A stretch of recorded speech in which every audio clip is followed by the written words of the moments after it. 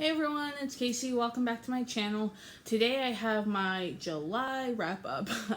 I read a lot of books in July, so let's just get right on into it.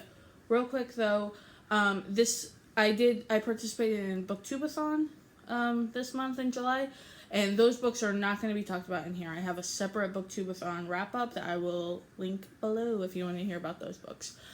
So the first book I read, or finished actually, was O Pioneers by Willa Cather.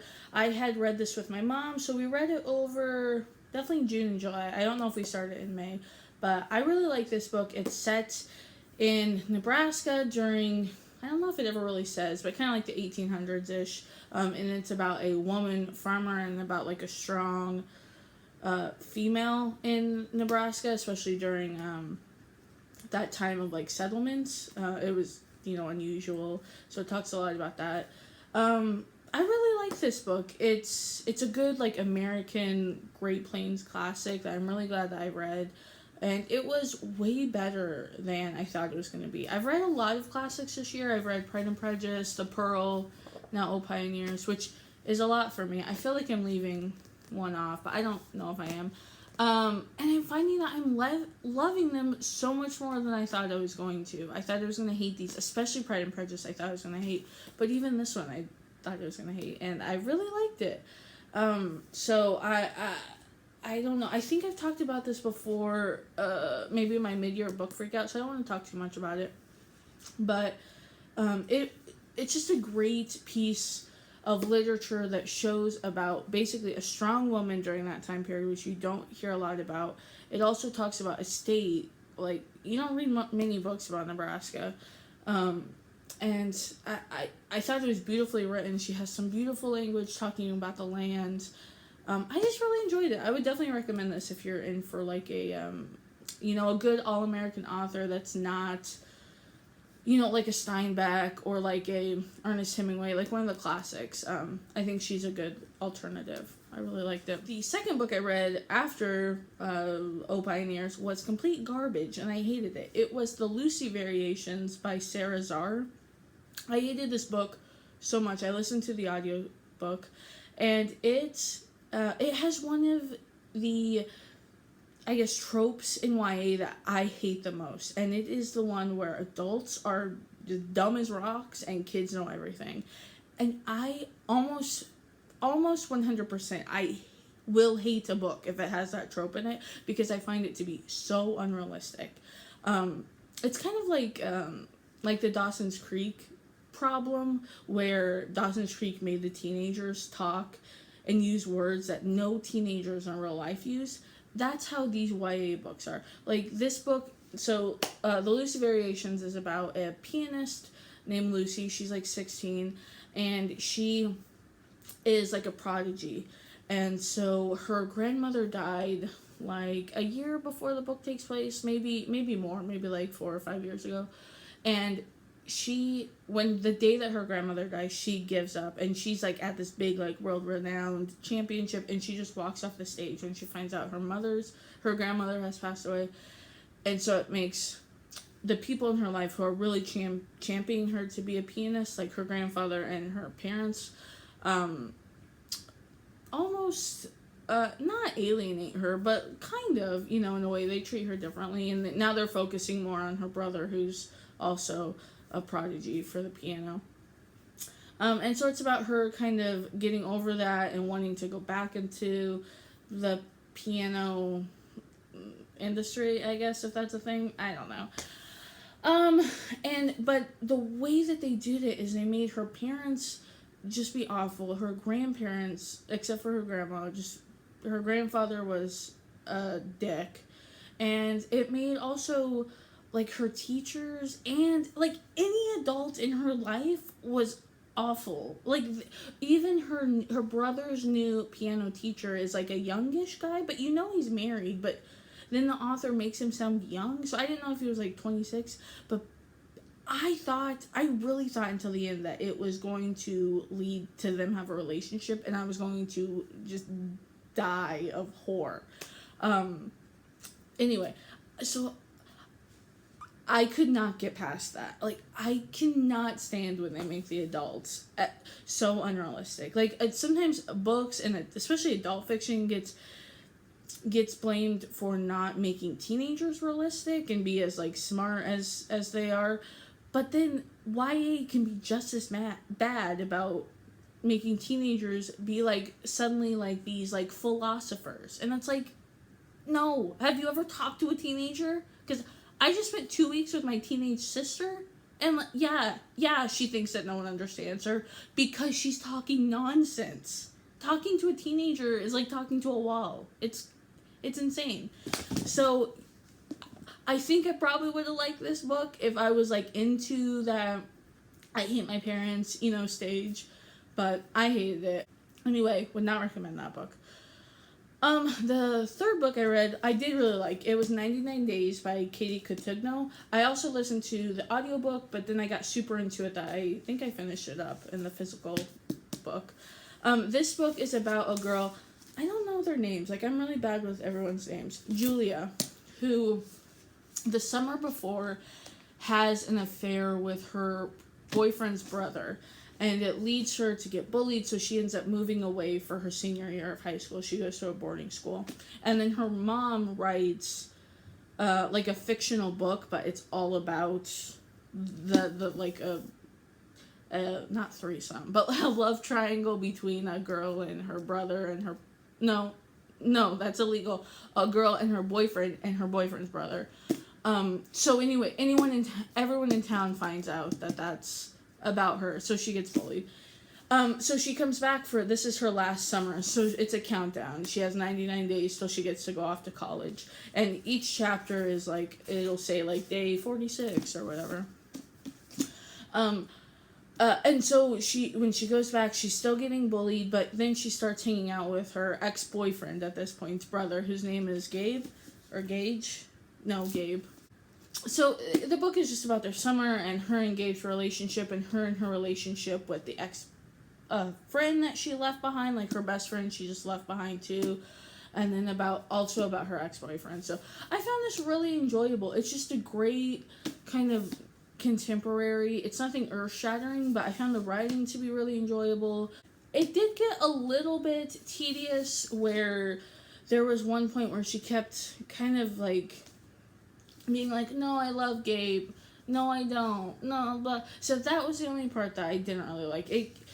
Sometimes it was hard to follow up, like, who she was dating now. And, like, what she was feeling towards Gabe. But otherwise, I really like this. I would definitely recommend it. I do want to read another Katie Cotugno. I really like that. I mean, she's not, like... I'm not probably going to read one this year, but she's on my list that I do want to read some more of her books. The next book I read, I also listened to the audio tape. It's You're Never Weird on the Internet by Felicia Day. And I've talked about this before in my top 5 audiobooks. It was really enjoyable. She's a celebrity. And it's just her memoir about kind of being a woman in this like geek culture and about her childhood.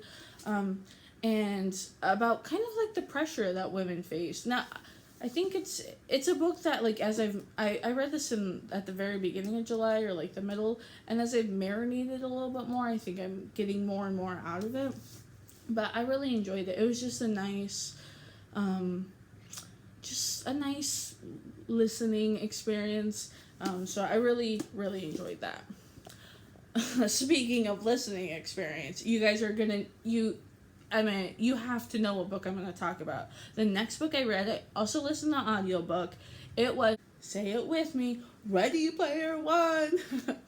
This is by Ernest Cline. It was narrated by Will Wheaton. I feel like I've talked about this book so much in my recent videos, but I loved the book. I love the narration. I'll just quickly summarize it. It's about, it takes place in like the not so distant future, in the society where they go into this internet kind of module called the Oasis, and it follows our main character named Will, and he goes into the Oasis, and that's where he goes to school and things. the creator of the Oasis left this fortune, and all you have to do is kind of follow this treasure map. And so it's about Will following this treasure map and about the friends that he makes along the way and the enemies. It was so enjoyable. I love the story. Again, I love the narration. If you want to hear me talk more and more about it, I will link my top 5 audiobooks in that, because I talked a lot about that. But it was really enjoyable. I think in August I want to listen to another of Ernest Cline books on audio tape, because they're also narrated by Will Wheaton. So I'm very excited for that. The next book I'm also really excited that I finally got read. It is Sarah Dessen's Once and For All. I have been reading this since I went to her author signing in Chapel Hill in the middle of June, so it took me over a month to read this. And I liked it. It's not my favorite Sarah Dessen. It's also probably not my least favorite. I think with me, it was written so differently than her other books. It follows the main character. I cannot remember any of these people's names right now. Oh, Luna, that's right. It follows Luna, and as she works for the summer with her mother's wedding planning business, and you find out that she, at the very beginning of the school year, lost her first boyfriend and her first love. And so the book is written where you'll get 3 or 4 chapters in present day, and then you'll skip for a chapter back to with her first boyfriend. And so you find out how they met, how they were so in love, how, all this thing, and you also find out how he died. And that's scattered throughout the entire book. And so during the present day, Luna meets this other boy. What's his name? Oh, Ambrose. Yeah, she always has weird names for her characters. Anyway, so she's also kind of falling in love with Ambrose, and about kind of that relationship, and about kind of getting over the trauma of losing her first love in the way that she did. But what I could not get over, or I guess I had the hardest time with, was that as I'm supposed to also be liking Ambrose for her, you're telling me how she fell in love with this guy that's perfect for her. And so it was really hard for me to like both of the boys at the same time. Also, it was a really slow burn with this book, and almost too slow. I kind of thought that, spoiler alert, I meant her and Ambrose get together. I mean, it's a Sarah Dessen book.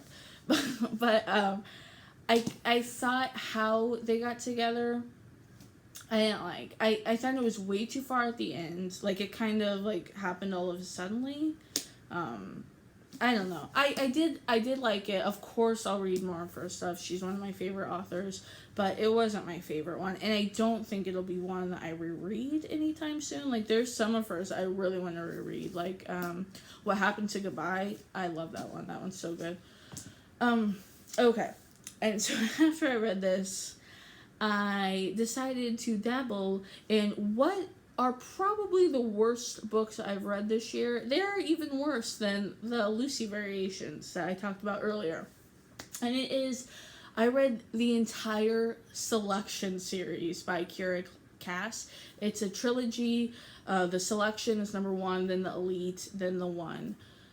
And basically these books are described as a Hunger Games meets The Bachelor, which is a perfect description of them.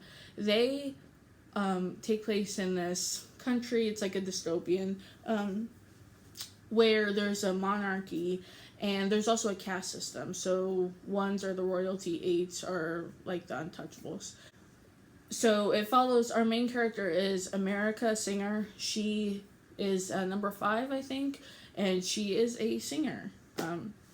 So it follows her, and she gets picked basically to when the prince becomes the age where he's going to marry, they do a bachelor style thing where they get 36 women from each of the, not districts, I don't know what they're called, but each of the states to come in, so for a total of 36 women. And America gets picked, and so it just follows that, and it follows their country and, I don't know, the romance. You're supposed to fall in love with the prince, whose name is Maxon. I listened to these on audiobook, which is partly why I listened to all three of them. If I had read it in physical form, I think I would have stopped after the first one.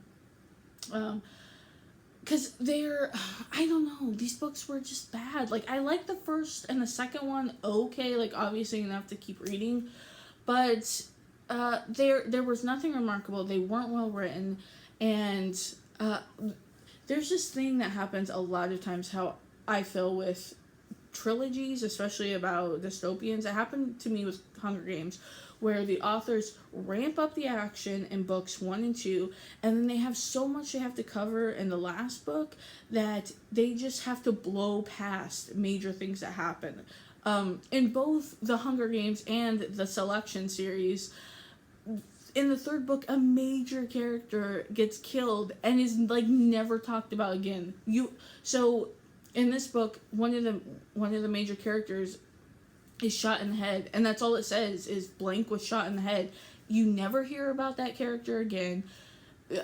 The characters don't have time to process and have any real reaction to just seeing one of their, friends be shot in the head, and the reader has no time to process this. And I just feel like you either need to spread the action out amongst all three books if you're dedicated to having a trilogy, or you need to make book 3 longer, or you need to cut some of that action out, because just blowing past major plot points like that is so annoying. And it's almost not disrespectful, but like you took 2.5 books dedicating your time for the character who died in the Selection series wasn't it wasn't like, spoiler, it wasn't America, it wasn't like one of the main 2 people, but we had been with her for the entire 2.5 books. And then, so I dedicated all this time to having feelings about this character, and for you to just shoot her in the head and dedicate one line about her death?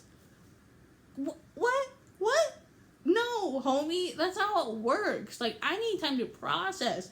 I need time to see the other characters process this. I don't know. The Selection has also, like, kind of like a sequel duology that follow America's daughter when she, like, becomes a certain age. And I am not going to read those books. I had them originally checked out from the library because I thought I was going to love these. No, I hated it. I did not like them at all. I think, again, maybe if I was at a certain age, where these are very, like, almost Twilight-y, where, like, they are horribly written, but people who read them when they were at the age designated for them love them, So, maybe, I'm sure, like I said, I have a younger sister, so, when she's 14 or 15 and asks me for book recommendations, yeah, I might recommend these, because they're, nonsense, and at least she's reading, but, they're not, they're not like this, they're not pioneers, so, I don't know. Those were all of the books I read in July. It was very mixed bag. I had very strong feelings and very bad feelings about some books. But, that's how it works. You can't love every single book, and at least Caracast made me feel strongly, even if it was in the negative. So, but thank you for watching. Please subscribe and leave me a comment about any of these books. Have you read any of them? What are your feelings on the Selection series? Let me know.